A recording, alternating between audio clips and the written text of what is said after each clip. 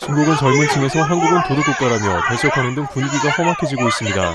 그러나 정작 내부에서는 한국 아이템이 코스트코 등에서 대박을 치고 있으며 이에 중국 내부적으로 크게 당황하는 사태가 계속되고 있는 국면이라고 합니다. 최근 중국 상황에 따르면 중국 당국은 한국의 아이템들이 인기를 얻게 된 이후에 크게 당황해하고 있다는데요.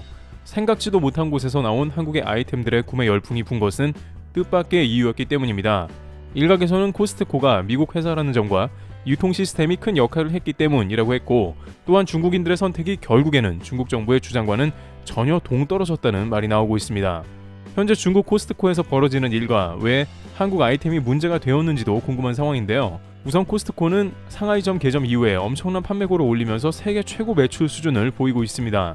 코스트코 특유의 상품 판매 방식인 직매입으로 단가를 크게 낮췄기 때문입니다.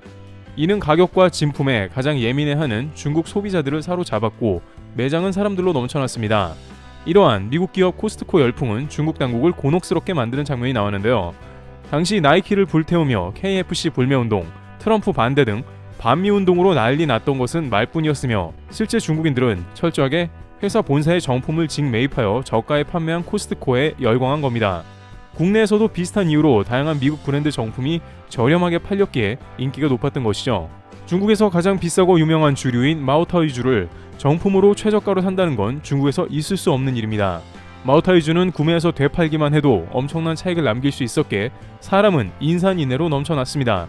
실제 마오타이주는 개당 몇십만원씩 해서 한때는 공산당원의 뇌물로도 수백 박스가 적발된 적이 있을 정도로 인기 제품입니다. 그러다 보니 미국 기업의 정직한 운영에 중국인들이 환호하는 모습에 크게 당황했다는 것인데요.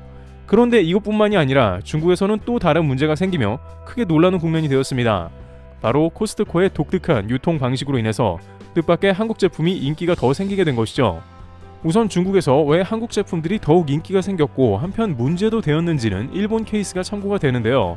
다소 다른 차원이긴 합니다만 본래 일본에서는 코스트코 이전엔 한국 제품을 구하기가 어려웠습니다. 일부 한인마트나 신오쿠보 등지에 가면 한국 제품을 판매하긴 했지만 대량으로 쉽게 접하긴 어려웠습니다. 이는 일본 회사들의 유통 방식 때문인데 바로 일본은 전 세계에서 가장 유통 구조가 복잡한 국가라는 겁니다. 오랫동안 도매상, 중간상인들과의 관계도 있어야 하고 이런 것을 일일이 하나하나 뚫어야 하는 것입니다. 여전히 아날로그와 팩스 문화가 건재하며 대부분은 종합상사를 이용해 물건을 납품하는 것도 문제였습니다. 기존의 텃세도 작용했으며 또한 일본에서는 한국 제품은 퀄리티가 좋지 않다는 오랜 편견도 작용했던 것입니다. 현대자동차가 아무리 일본에서 차량을 판매하려고 애를 써도 안 되는 이유와 비슷한 맥락이죠. 하지만 이러한 한국 제품 유통의 어려움을 깨버린 건 바로 코스트코라고 전해지고 있습니다. 코스트코는 한국에서 제품을 직매입하고 자신들만의 유통 라인으로 대량으로 일본에 입점시켰습니다. 물론 이는 철저한 수요에 대한 분석이었는데 한국 제품 수요는 높지만 공급이 절대 부족하다는 판단이었습니다. 특히 최근 일본에서 한류 열풍이 절정에 이르렀으며 한국의 컨텐츠가 유행인 것도 한몫을 했습니다. 그러다 보니 이제 일본 코스트코에 방문하면 한국 음식이나 가전제품을 가장 쉽게 볼 수 있게 된 상황입니다. TV 판매대에서는 일본의 소니, 파나소닉 등을 모두 밀어내고 한국의 LG 제품이 가장 많이 판매되고 있으며 식품 코너에서는 넷플릭스를 통해 보던 한국의 각종 음식들이 대량으로 판매 중인 것입니다. 상황이 이러하다 보니 일본에 오래 거주한 한국 교포들은 코스트코에만 가면 한국 그리움을 달랠 수 있다 했습니다. 또한 BTS 팬들은 멤버 진의 진라면 등을 사 먹으며 SNS에서 소통하고 있는 것으로 확인됩니다. 이런 것은 일본 우익 세력조차 당황하게 만들었는데 지금까지 암암리에 한국 제품을 막아온 세력이었기 때문이죠. 하지만 코스트코는 미국의 다국적 기업으로 철저하게 수요를 바탕으로 공급하면서 이를 무너뜨린 것입니다. 미 코스트코 본사에서조차 한국 제품이 일본 코스트코에서 큰 히트를 치게 된 것에 대해 긍정적으로 해석했는데요. 코스트코 샤오드 부사장은 이에 대해 한국과 일본이 코로나 시기 전 세계 매출을 이끌었다고 언급하며 최근 한국 제품이 일본에서 활약하고 있으며 이에 한일 간 동반 매출 상승이 일어난다고 분석했습니다. 일각에서는 일종의 넷플릭스 효과 같은 것이라며 미국이 플랫폼을 만들어 놓으니 한국이 활약하는 것처럼 코스트코가 만든 유통 플랫폼에 한국 제품이 올라타니 파급력이 어마무시해졌다는 의견을 내고 있습니다. 미국이라는 국가 제품 유통은 전 세계 어디서든 함부로 제재할 수도 없기 때문에 이를 한국이 이용하기 시작하니 굉장한 시너지 효과를 내고 있다는 분야가 다방면에서 나오는 겁니다. 그런데 이러한 것은 중국에도 비슷하게 적용되었는데요. 중국에는 좀 더 놀랄만한 상황이 펼쳐진 것입니다. 중국의 코스트코에서도 일본과 같이 한국의 제품들이 대거 판매되기 시작한 것이었는데요.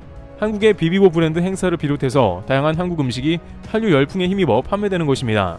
중국 정부에서 한한령을 내렸음에도 중국 코스트코에 유통되는 제품까지 막을 수는 없는 일인 것이고, 실제 중국인들은 정부와 상관없이 한국 제품을 선호하며 구매 열기가 대단하다는 것이었습니다.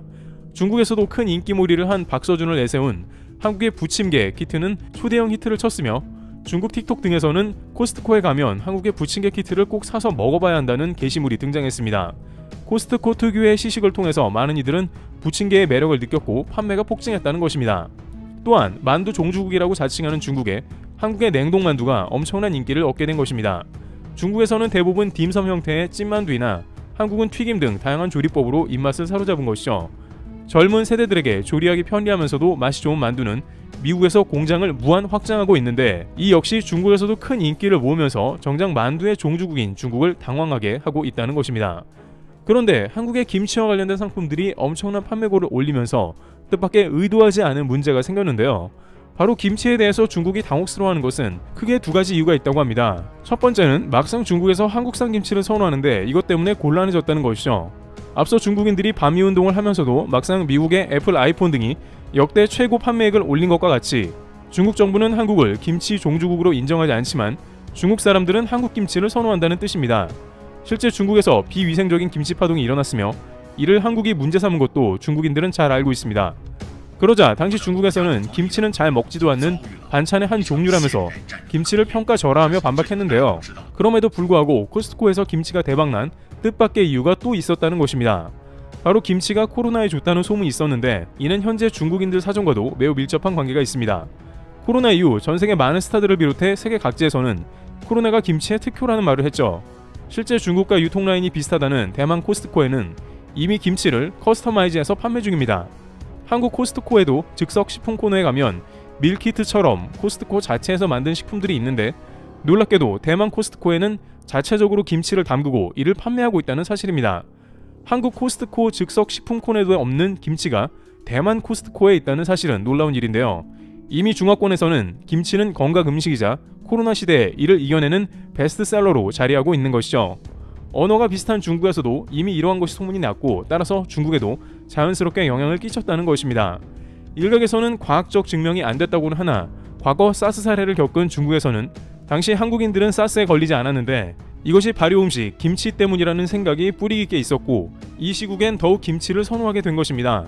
물론 김치가 코로나 처방제는 아닐 것입니다만 건강식품이란 이미지가 확실하게 각인되어 있기 때문인 것이고, 코스트코라는 신뢰할 수 없는 업체의 한국산 제품이니 더욱더 중화권에서 판매고를 올리고 있다는 맥락입니다.